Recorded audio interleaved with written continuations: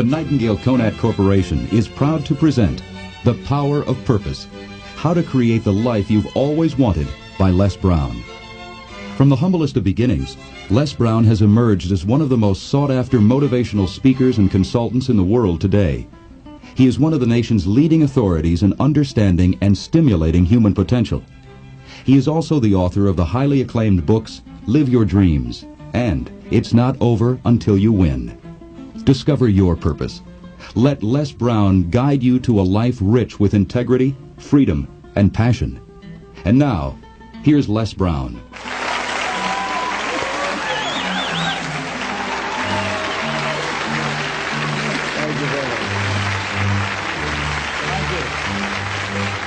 I want to talk to you about those that are making it today, or what it takes to make it today. In a time of great uncertainty, and a time of change that's taking place around the world, and a time when people are feeling a great deal of anxiety and fear and reservations about the future, at a time when people are going to work and don't know whether or not they will have a job when they get off, and not necessarily because of their performance, but because of what's happening in the economy. At a time when there are challenges, more so than ever before, in personal relationships. When we look at what's happening on the crime level and what's happening with our youth, that many times I'm sure that we've all taken time just to stop and reflect. Many times when we hear what's happening in the news or read the newspapers, where's all of this leading to? What's going on here? And so I think that now more than ever, we must begin to look at what are the things that we can do that would put us on some firm footing in life, that will enable us to do some things and use some powers that we have, that many of us go through life never ever discovering that we have those things going for us. And part of that, I believe, is knowing what it is your life worth. What is it that gives your life a sense of meaning and purpose? Because once you find that, it puts you in your power place. See, if you know what your life work is, I encourage you to start working on it. If you can't do it all at one time, do just a little bit of it. And if you don't know what it is that you showed up to do, if you don't know why you're here, I encourage you to find out what your purpose is here. What is the meaning of your life? What will be different? Have you ever asked yourself that question? I've done that. I remember coming from a friend of mine's funeral, and I was reflecting on how much time I had left. And I went for a walk in a park thinking about this guy whose life was so promising. And I mean, he wasn't an old guy. He was quite young, in fact. And I thought about all of the things that he said he was going to do, and he never got a chance to do those things. And I started thinking about my own life and how much time I had left to do the things that I would like to do. And at that time, I wasn't sure what my life purpose was, what my life's work was. I wasn't sure about it at that time. And I thought about it quite a lot. I had some idea, but I wasn't convinced, that I don't think I felt worthy. I didn't believe that it could be me to do this kind of work that I'm doing right now. And I say to you that if you begin to take a conscious effort to find out what it is that you're supposed to do, I say that it can literally save your life. I said that it can literally save your life. I was telling a group of people of a study that was conducted.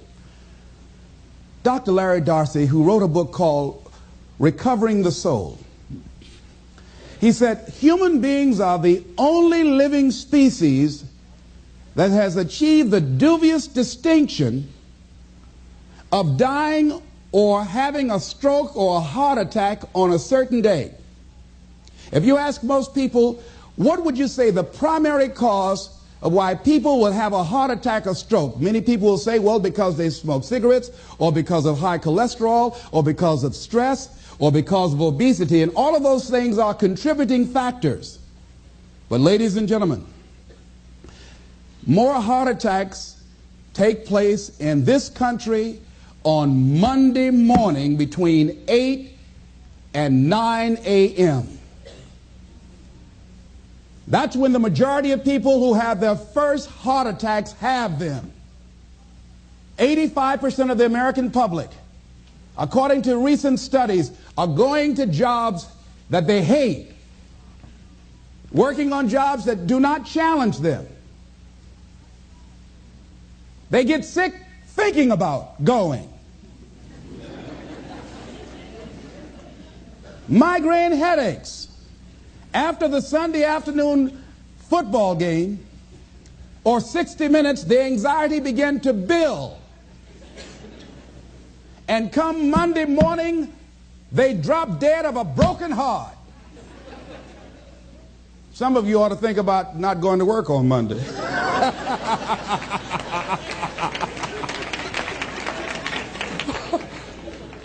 Think about that. People are literally dying to go to work.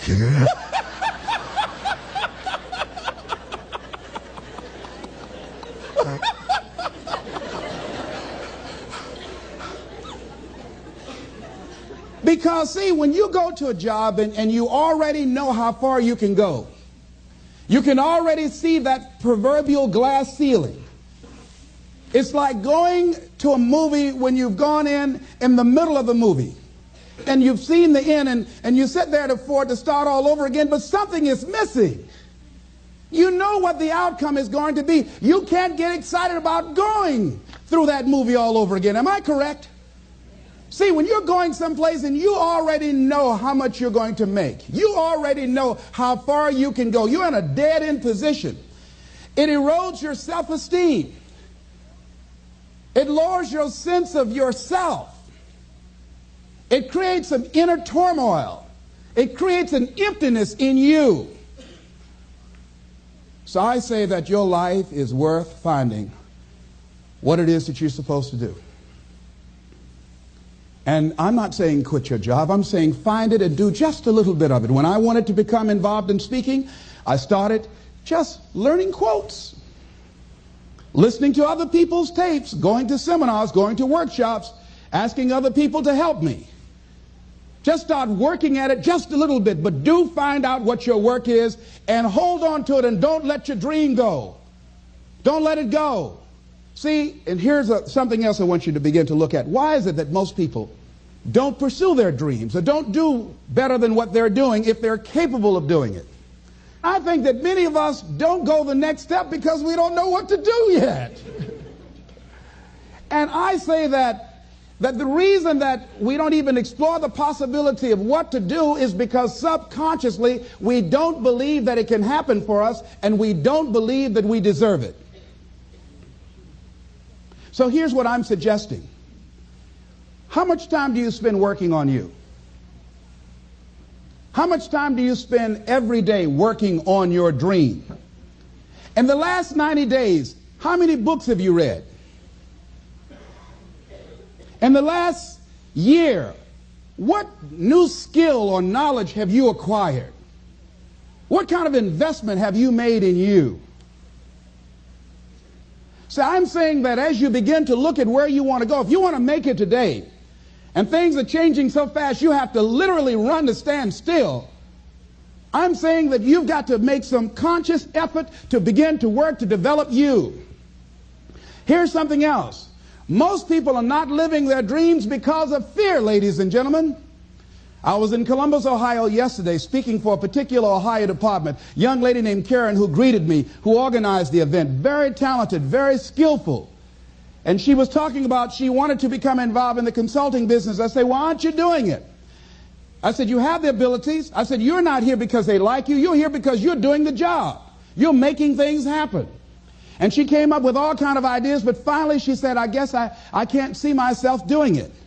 I guess I'm afraid. Fear, limited vision, and lack of self-esteem is what keep most people doing things they don't want to do. I flew from Columbus, Ohio to Denver, Colorado to a major communications company, and the person that picked me up at the airport told me about the fact that the company was planning on having a major downsizing, and they offered some of the employees there an early retirement, and some of them will earn as much as $300,000. And they said, this is the last time that you can take this offer. If you don't do it, when we have the downsizing, you might be among those who will lose their jobs, and all you will get is your severance pay. And only 50% of the people who were eligible to take the $300,000 took it. The others were afraid to take a chance on themselves. The others couldn't see themselves beyond that company. They couldn't see life after that company. The same reason that people stay in relationships where they're abused or they're unhappy or it's unfulfilling. They can't see themselves beyond that relationship. They can't see themselves enjoying life without that person. They think that this is all that they can do. The same reason that people get stuck at a certain level in life. They can't see things being better for them. And they think that this is it and this is all they deserve. This is all they've ever seen. It's been passed on to them. And they think that this is it for them. Oh, no. I was looking what Dr. Blanton, Smiley Blanton, who is a colleague of Dr. Norman Vincent Peale, what he said about fear. He said, fear is the most subtle and destructive of all human diseases. Ladies and gentlemen, fear kills dreams. Fear kills hope. Fear put people in the hospital. Fear can age you. Fear, ladies and gentlemen, can hold you back from doing something that you know within yourself that you're capable of doing, but it will paralyze you. And it seemed like you're in a hypnotic spell. And I ask you a question, what is the benefit? What's the benefit of allowing fear to hold you back? What's the benefit of giving up on yourself? Of not stepping out on life and taking life on? What is the benefit for you? What's the plus in that? It's one of the things I had to ask myself. So I didn't want to make any mistakes. I wanted everybody to like me. I wanted to be perfect the first time I did something. It's not going to happen. You're going to make some mistakes. You're going to hurt some folks' feelings. You're going to create some enemies whenever you decide that you want to begin to take life on. You've got to ask yourself, how long am I going to allow this to hold me back? I like what Zig Ziglar says. He said, fear is false evidence appearing real. That is an illusion that we create in our mind. It is a state of mind that can be changed. So let's look at how we can begin to take some steps to restructure that fear, to begin to expand our visions of ourselves, to begin to increase our self-esteem. Webster said that self-esteem means confidence and satisfaction in oneself. Look at your life right now. Whatever you've done up to this point in time, your life is working. Whatever you have produced, it came out of you as a result of the kind of person that you have become. It's a result of your choices. It's a result of your consciousness. Now you have to ask yourself, are you satisfied with what you have produced? Is this what you want? Would you like for things to be better than this? Do you believe that you deserve better than this? Or are you content? This is it. You don't have to do anything else. That you've already resigned yourself in life and say, well, I'm happy. I'm not starving like the people in Calcutta. Are you allowing yourself to get off the hook like that? Or do you believe somewhere in the back of your mind or in your heart that there's some other great work for you to do? There's something else that life has for you. And that's why you're here. How do we handle this fear factor? How do we increase our self-esteem? You have to begin to fortify yourself. How do we do that? I believe that you have to begin to consciously monitor your inner conversation and start talking to yourself. Start building yourself up. Sometimes the only good things you will hear about you are the things that you say to you.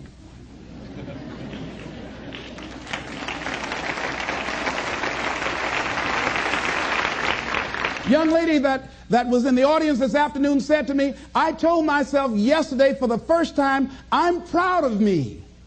And she said, I felt good about that. So I'm saying learn to be your own booster. Start building yourself up. Start encouraging yourself. Start saying, I can do this. I can make this happen. When I started thinking about becoming a speaker, I said, yes, I can do this. I can make this happen. When I start trying to convince myself I can be a businessman after flopping and failing and losing thousands of dollars and feeling stupid and dumb and having people take advantage of me because of what I didn't know. I had to talk to myself because people were saying to me that I was dumb. And somewhere in the back of my mind, I was saying, you're right. Look at what I've done. I had to say, no, Les. Hey, come on, man. Get yourself together. You can handle this. You just haven't figured it out yet. It's all right. This is your training period. This is the tuition you have to pay for what you don't know. You can do this. Other people have done it. It doesn't take an Einstein. Get you some people that can teach you some stuff that you don't know. Get you some people that have done it successfully and learn from them. Take some seminars, workshops, read some books on how to manage a business. Change the way you see yourself and begin to tend to the personal details. Understand that nobody's going to take care of your business better than you. And when I start changing that kind of mindset of beating myself up because of my mistakes and start looking at the possibility of my doing better, of my making the adjustment that would enable me to do what I want to do successfully, things begin to change. And I'm saying, stop beating up on yourself. You do it. I know you do it. I've done it. It's a natural inclination for us to put ourselves down. See, we are born negative, I think, in a negative consciousness because we live in a negative world. See, you don't have to teach children to lie. They'll lie automatically. Did you wet in your pants? No, I did not. Well, what is that? I don't know. You don't have to encourage kids to misbehave. They will do it by themselves. You don't have to encourage them to do the wrong thing. They will do it automatically. You have to correct their behavior. So I'm saying that we have to work through the challenges of life in learning how to begin to work to fortify ourselves. Repeat after me, please. I can live my dream. I can find my purpose in life. And live my purpose. I deserve more from myself. I deserve more from life. Shake somebody's hand on your right and left and say, you deserve more from life too.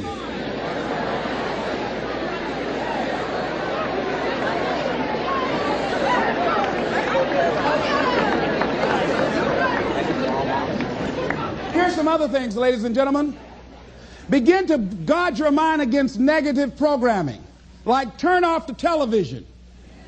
Don't watch the news. Don't watch it. I think that more people have a sense of hopelessness and anxiety about life. If you look at the news, you cannot feel good looking at the news. You'll be scared to death. You're scared to go to sleep. I mean, it turns your power down. You've got to be conscious of that.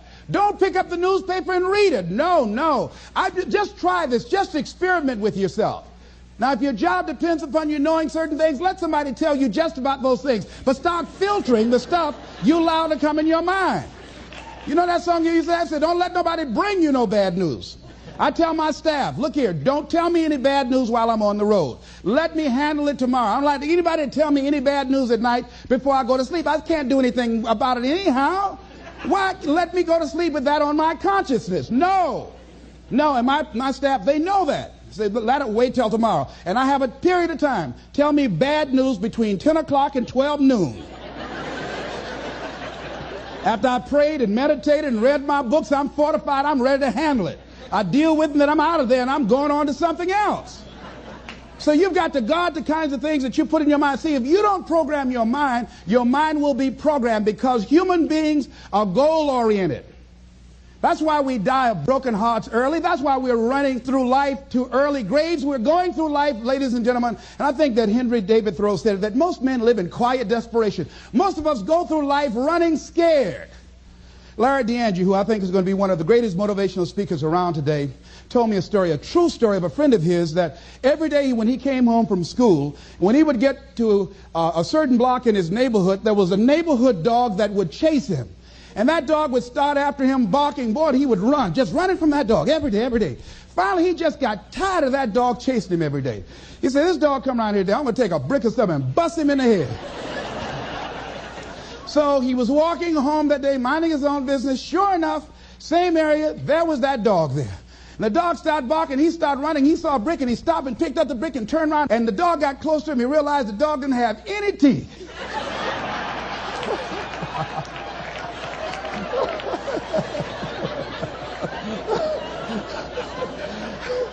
He said he put the brick down and said, "Get on out my way." And ladies and gentlemen, all our lives, many of us go through life running from things that ain't got no teeth to do us any harm.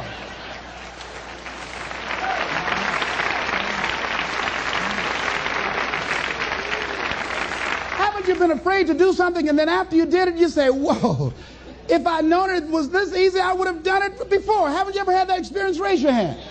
Absolutely. So we created this in our minds, false evidence appearing real. We made it real in our minds. That's why Churchill said there's nothing to fear but fear itself. That's the destructive monster. So turn off things that can contribute to your fear. Turn a deaf ear to people that all they can do is talk about how negative things are because they have bought into the consciousness of the world. Start attending workshops, seminars, listening to tapes on a daily basis to begin to recondition your mind, to retrain your thinking. Faith comes by what? Hearing and hearing and hearing. Listen to things that can empower you, that can enable you to create a new reality for yourself, and a new life for yourself. You might appear to be strange around most people. You know, most people think you're strange if you're happy today. People say, "How you doing?" I said, "Better than good." Whoa, what's wrong with him? Just go around smiling and watch people. Look at this. Is this a weird guy over here? Because most people don't smile. Watch them. Look at their faces in the morning. Here we go, another Monday morning. How you doing? Haven't had my coffee yet. Don't ask me. See, these people have not found their purpose in life. That's why they're grumpy. That's why they're miserable. That's why they're so negative. They're hurting and they want to hurt other people. So start practicing using programs for your mind. Seminars, books, workshops. Keep a journal. Record your thoughts. What's happening with you? Every day when you get up, have a journal near you. I use a Jack Boland journal so that I can write down my ideas. I keep it by my bed so I can write down my thoughts. See, ladies and gentlemen, we get 3 to 4 thoughts a year that if we would act on those thoughts, they could change our life. Don't say, "Well, I'll remember that." No, write that thought down. I got a thought today I wrote down. A friend of mine is in the hospital. His morale is low. They're talking about amputating his foot. He's got to feel very bad. So I said, you know, I'm not only am I going to see him, but I can't be there with him all the time. I said, I'm going to create a tape for him that he can listen to that will heighten his level of morale. We told him the other night, don't go to surgery. You are depressed. Your energy level is down. No, tell him not now. Don't do it now. In fact, most doctors who have any sense of awareness don't perform surgery on patients that are in a state of fear, that don't think they will make it. They wait till they're in a different state of mind. So I said, what about making tapes for people that are facing physical challenges? I said, that's a good idea. All right?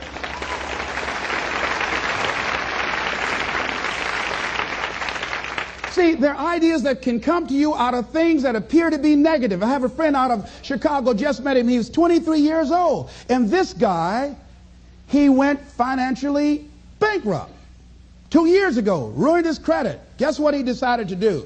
He found a blessing in it. He wanted to restore his credit. It was very challenging, very difficult. And he realized that a lot of other people during these particular times have ruined their credit. So now he started a credit repair business. Last year he earned over $100,000 helping people to restore their credit. I met a young lady who attends this church, that she was at her father's funeral and she was putting flowers on her father's grave, and she looked around and saw the other grave sites. They did not look well groomed and they were not attended to on a regular basis. She started a grave site maintenance business. Out of that tragedy, something positive has come out of it. And now she's earning more money doing that than on her present job. What idea are you sitting on? Write your ideas down. And then, once you get that idea, take the leap. Hello? Take the leap. See, a lot of people get the ideas and just walk around with them. Have you ever had an idea and all of a sudden you looked around and somebody had that idea and gone with it? Think you're going to be going with my hospital idea. Forget that, buddy. We will be out there together, Jack. Take the leap. See, it's out here in the universe. If you don't take the plunge, I guarantee you, somebody else will. Take the plunge. Go into action. And ladies and gentlemen, you will be surprised at how things will come together. You'll be surprised. Now, you're going to have some difficult challenges. I can tell you that now. Be aware of that. Things are not going to work out exactly right. For a time they will, sometimes. And that's when life is just playing a game with you. Want you to feel good and relax. And then after a while, say, okay, the honeymoon's over now. And then life will come over there and slap you side the head. Say, what you doing out here? Well, this is my dream life. Is that right? Come over here a minute. Oh, you went to the seminar, huh? Come here. I can tell you that. But ladies and gentlemen, go into action with your dream. And don't avoid where the fights are. Get in the midst of the fight. And get some hickeys on your head. Get knocked down so you can learn how to fight, so you can hold your position. See, most people don't get out in the arena of life because they don't want to fight. Most people don't get out there because they don't want to get knocked down. They don't want to be dropped to their knees.